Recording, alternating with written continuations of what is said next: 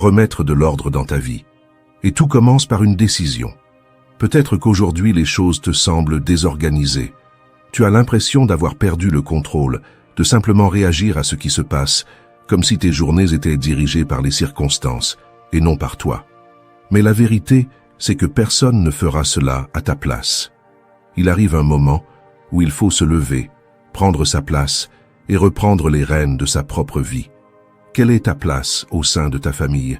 Quelle est ta valeur dans ton travail, dans tes amitiés, dans le monde? Ces réponses ne tombent pas du ciel. Elles demandent de la présence, de la responsabilité et une direction. Remettre de l'ordre dans sa vie va bien au-delà d'être organisé. C'est avant tout un acte de courage. C'est assumer, en toute conscience, qui tu es et ce que tu es venu accomplir ici. Et cela demande de l'intention.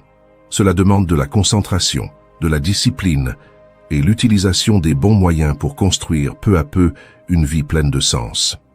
Dans cette vidéo, je vais te montrer 8 stratégies stoïciennes qui peuvent t'aider à remettre de l'ordre dans ta vie et à vivre avec plus de sens. Chacune de ces stratégies fonctionne de manière indépendante, mais lorsque tu comprends la valeur de chacune et que tu les appliques ensemble, l'impact est réel et profond. C'est pourquoi, ne considère pas cette vidéo comme un simple contenu de plus. Implique-toi vraiment. Fais-en un engagement envers toi-même. Et si tu veux faire le premier pas maintenant, écris dans les commentaires « Aujourd'hui, je remets de l'ordre dans ma vie comme un stoïcien ». Cette phrase est plus qu'un commentaire. C'est un signe clair que tu es prêt à reprendre le contrôle et à vivre la vie que tu mérites réellement. Maintenant, commençons. Première stratégie. Ne laisse pas l'énergie stagnante. Pense à la sensation d'ouvrir une armoire complètement pleine, remplie de vêtements que tu ne portes même plus. Rien qu'en regardant, on a déjà cette impression de désordre, de confusion, comme si même ton esprit devenait brouillé face à cela. Maintenant, imagine le contraire.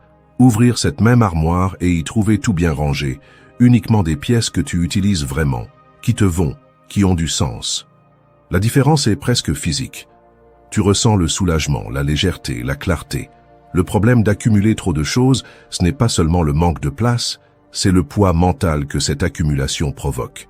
Une étude de l'Université de Californie a montré que les personnes vivant dans des environnements désorganisés ont tendance à avoir des niveaux plus élevés de cortisol, l'hormone du stress. Autrement dit, plus tu accumules de choses, plus ton esprit entre dans un état constant d'alerte et d'épuisement. Le philosophe stoïcien Épictète disait « Un homme ne peut perdre que ce qu'il possède ». Et cette phrase révèle une vérité inconfortable. Le problème ne vient pas de la perte en elle-même, mais de l'attachement que nous créons autour de ce que nous possédons. Lorsque tu t'attaches trop à tes affaires, tu te mets à vivre dans une peur constante de les perdre, et cette peur te rend vulnérable, tendu, distrait. Maintenant, réfléchis avec sincérité. Si demain tu perdais la moitié de ce que tu possèdes, ta vie deviendrait-elle vraiment pire, ou aurais-tu simplement moins de bric-à-brac à gérer? Bien souvent, nous ne réalisons pas que ce qui bloque notre esprit, c'est précisément l'excès que nous transportons.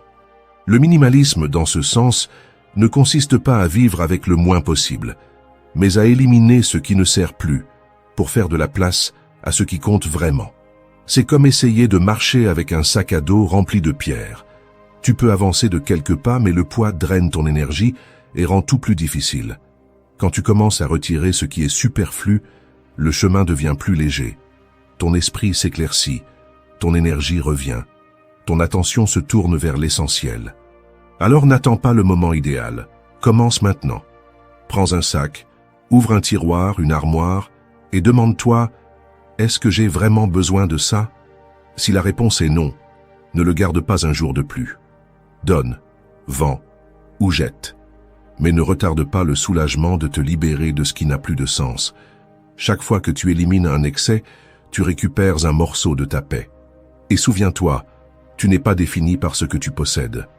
Ta valeur ne réside pas dans le nombre d'objets que tu as accumulés, mais dans la clarté de qui tu es, dans la légèreté que tu as choisi de vivre.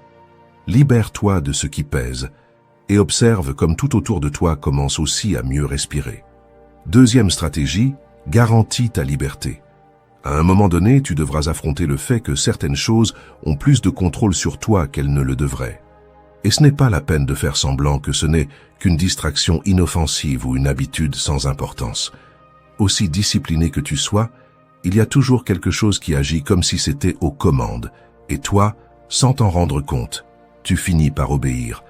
C'est comme conduire une voiture en ligne droite et soudainement, le volant commence à tourner tout seul.